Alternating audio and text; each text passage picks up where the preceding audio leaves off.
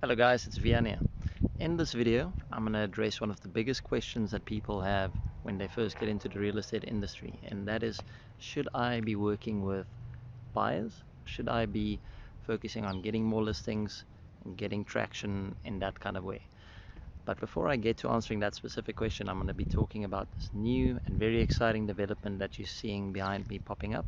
One of the biggest plot and plan developments in Cape Town at the moment. It's in the Sandown area, and this is where I specifically learned this lesson when I first came to this area.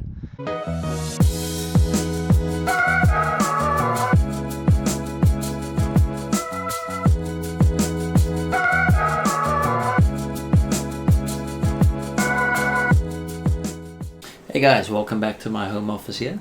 And as I mentioned in that little intro segment, we're going to be talking about the age-old question of whether I should be focusing on running with buyers or running with listings and getting stock on your name. So depending on where you find yourself in the world, this might work a little bit differently. I know in America you often have you've got listing agents and then you've got buyer's agent, and in every transaction there's usually two agents involved, one representing the seller, one representing the buyer. In South Africa and many of the other countries, it works a little differently. You can have that same situation, but you don't need to have it by law.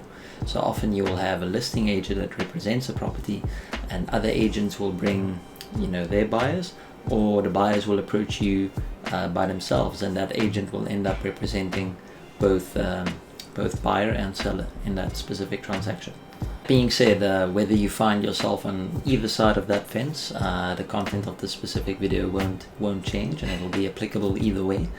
But just quickly, before I get into that a little bit further, doubling down to that area that I showed you guys earlier. So that is a Sandown. It's an area called Sandown in Cape Town. It's a very quickly expanding area, and right after coming out of lockdown at the end of middle 2020 for us, me and my company, we ended up selling about 30 pieces of land and 30 accompanying builds with our developer in that area, and we did that in a span of about 6 months.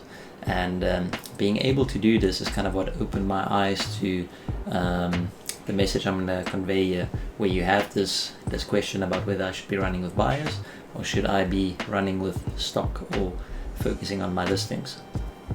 So what this opened my eyes to is the fact that the reason we were able to do that kind of volume and able to do that amount of sales in such a short span just in that area, remember we're also selling right throughout different areas of Cape Town as well, is because we had the right stock. We weren't meeting each and every one of those buyers, taking them through, showing them 10 different properties until they finally decide, okay, they want this one or that one, and they change their mind. And buyers can be a little bit finicky at times. Sometimes you have amazing buyers that sees what they like, knows what they want, and put down a strong offer.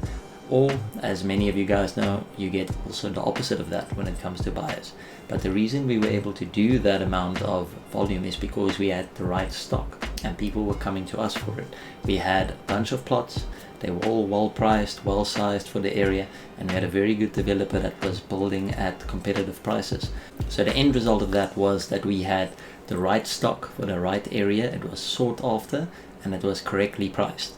And we sat back and the buyers ended up coming to us. So this brings me back to the question of buyers versus listings or stock. And just to do a quick little disclaimer before people jump on me in the comments and maybe get angry, I am by no means saying that you shouldn't be running with buyers. If you have serious pre-approved buyers that know what they're looking for, by all means service them till the ends of the earth, because chances are that's going to pay off for you at the end of the day, and it's going to be worth the amount of time that you put into it. But on the flip side of that, every agent has a story, usually in the beginning of their career, because that's when you learn this lesson for the first time, where you were running with a buyer for a few weeks or sometimes even a few months, and suddenly, bam, they ghost you. Even myself, when I was a new agent, when I was starting to sell in the first area where I was working, I met up with a guy that had an inquiry on my one house, and I showed him the house. Viewing went pretty well, but he ended up telling me, sorry, this home is a little small for him, he's looking for something bigger. So ping ping goes off in my head, and I think, cool, this guy looks legit, he drives a nice car, he dresses well, I'm gonna run with this guy and find him, the home he's looking for. So I ended up showing him 2 or 3 more properties. All of them he had kind of issues with, and finally I go outside of that area to a bit more of an expensive area, and I find him a beautiful home, and it's in an area called Plummeting, which is a nice area around here. And he loved it. He said his wife is overseas at the moment, he wants to see it again in about a week, but he's just gonna convince her, and he loves it, and he's definitely gonna take it 100%. And bang, like that, I got ghosted, and I never heard from this guy again. So we ended up never showing it to his wife, and I honestly till this day have no idea what happened to this guy.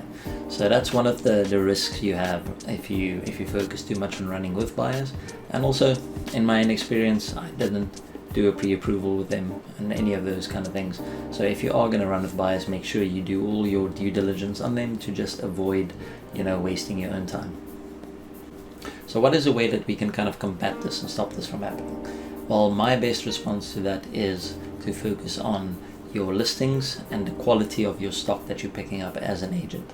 For one thing, the properties that you're selling will never ghost you, and if you have the right stock and you have enough of it, the buyers will actually end up coming to you, and even more so, the buyer agents, the other agents working the area, will end up coming to you.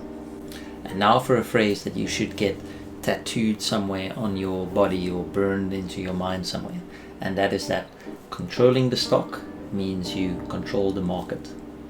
Always keep that in mind. If you're working a specific area and you've got well-priced competitive stock on your books, the buyers and the other agents will actually flock to you. And what will end up happening at the end is you won't be sitting in front of another agent or an owner trying to convince them to accept your offer. You'll probably be on the other side of the table and have multiple offers to choose from and advising your client on which one of them to take. And that, I can tell you guys from experience, is a much more comfortable position to be sitting in. And that, guys, is this video concerning buyers versus stock or listings. Let me know what you thought about it. Let me know what your opinion is in the comments below. I'd love to hear opposing opinions, and if you differ, if you're one of those agents that run exclusively with buyers, tell me why that works for you compared to the strategy that I'm presenting here today. If you got any kind of value out of this video, please consider giving me a like and subscribe. It really helps out a lot. And I've got if you like this kind of content, I've got a lot more planned. I'm going to be bringing out some more regular content again, and I've got a whole series I'm planning to do on the day-to-day life of real estate agents and things that you can do to improve your own business. So if that sounds like fun to you guys, please consider sticking around, and I'll see you guys in the next video.